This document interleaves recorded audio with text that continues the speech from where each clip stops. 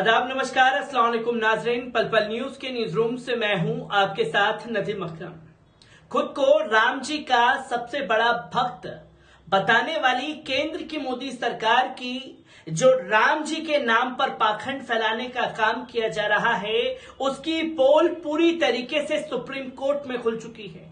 क्योंकि राम जी के नाम पर सत्ता काबिज की केंद्र की मोदी सरकार ने जहां 2019 के चुनाव में किस तरीके से वोट हासिल किए और किनके नाम पर किए, और फिर ग्राफिक्स के जरिए मीडिया वाले ये बताते हुए दिखाई दिए कि एक तस्वीर के जरिए नरेंद्र मोदी जी के आकार को बड़ा दिखाया गया और राम जी के आकार को छोटा दिखाया गया, जो कि बाल अवस्था में थे और अयोध्या में राम मंदिर की तरफ छोड़ते हुए राम जी को दिखाई देते हैं, जिसकी तस्वीर पर बवाल मचा और ये बताने की कोशिश की कि राम जी को राम जी के मंदिर में छोड़ने का काम जो है वो देश के प्रधानमंत्री ने किया है।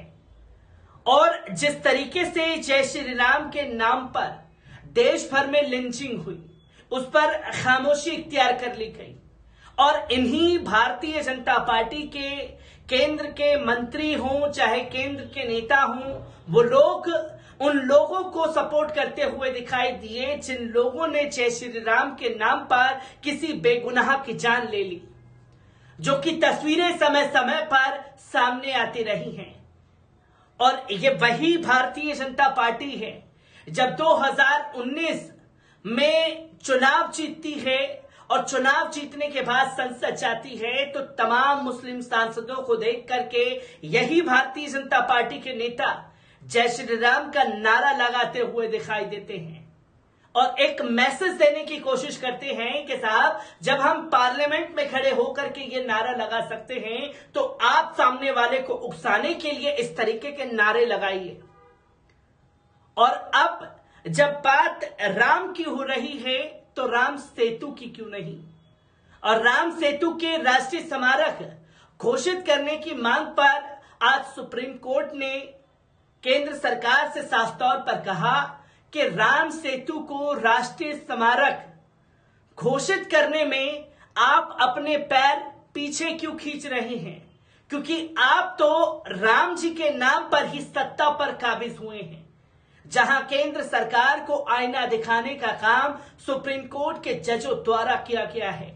डीवाई चंद्रचूड़ की पीठ ने किस तरीके से केंद्र सरकार को आड़े हाथ लिया है राम सेतु के मामले पर, एक बार इस पूरी रिपोर्ट पर नजर डालते हैं। राम सेतु को राष्ट्रीय स्मारक घोषित करने की मांग वाली याचिका पर केंद्र सरकार से पूछा कि वो इस मामले में स्टैंड लेने में अपने पैर पीछे क्यों खींच रही है। सुप्रीम कोर्ट ने गुरुवार को बीजेपी नेता सुब्रमण्यम स्वामी की याचिका पर जवाब दाखिल करने के लिए केंद्र सरकार को 4 सप्ताह का समय दिया है। चीफ जस्टिस डीवाई चंद्रचूड़ जी, हिमा कोहली और जेबी पारदीवाला की पीठ को स्वामी ने बताया कि ये एक छोटा सा मामला था जहां केंद्र को या तो हां या तो ना में जवाब देना चाहिए था।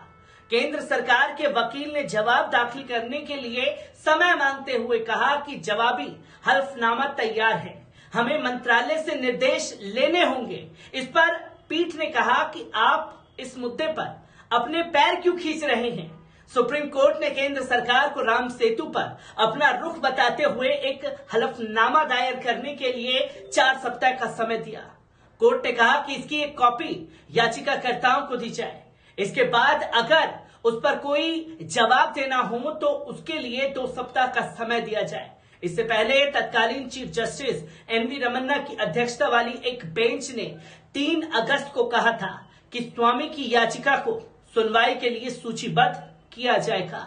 राम सेतु को एडम्स ब्रिज के तौर पर भी जाना जाता है। ये तमिलनाडु के दक्षिण पूर्वी तट पर पम्बन द्वीप पर और श्रीलंका के उत्तर पश्चिम तट पर मन्नार द्वीप के बीच चूना पत्थर की एक श्रृंखला है।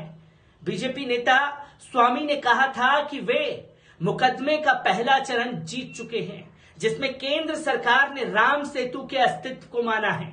उन्होंने कहा कि संबंधित केंद्रीय मंत्री ने वर्ष 2017 में उनकी मांग पर विचार करने के लिए एक बैठक बुलाई थी, लेकिन इसके बाद कुछ भी नहीं हुआ।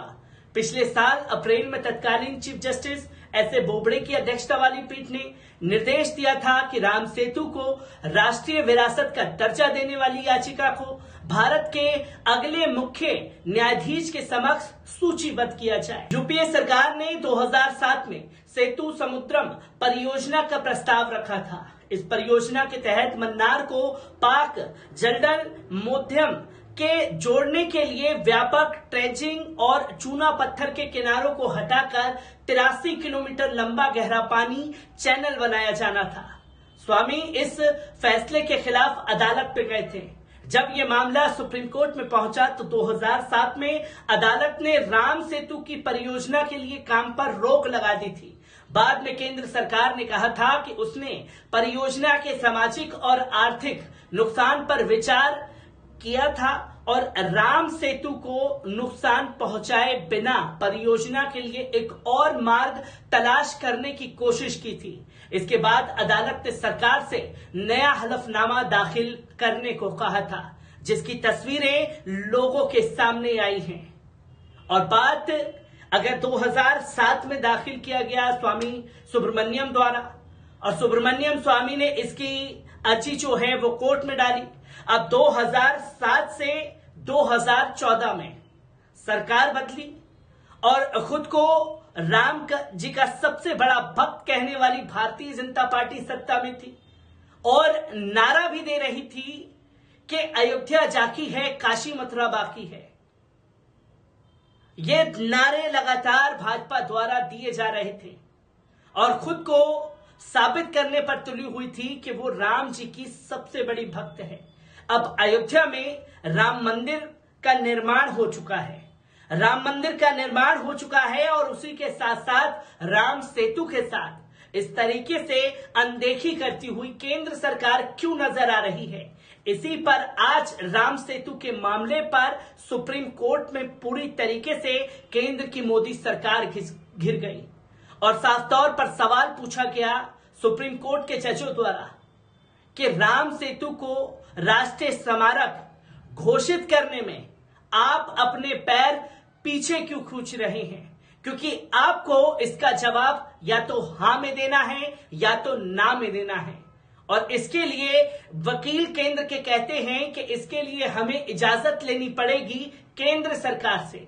और केंद्र में किसकी सरकार, वो तमाम लोगों के सामने है कि किस तरीके से एक राम जी के नाम का इस्तेमाल करके सत्ता में आ गए, पर जब बात अयोध्या में राम मंदिर की होती है तो छाती तान के आगे खड़े होते हैं और जब बात राम सेतु की आ रही है तो पूरी तरीके से चुप्पी केंद्र की मोदी सरकार द्वारा इख्तियार कर ली गई है, जो कि आज सुप्रीम कोर्ट में पूरी तरीके से इनकी पोल खुल गई। मैं ऐसी ही खबरों से आपको रूबरू कराता रहूंगा। दीजिए इजाजत, शुक्रिया।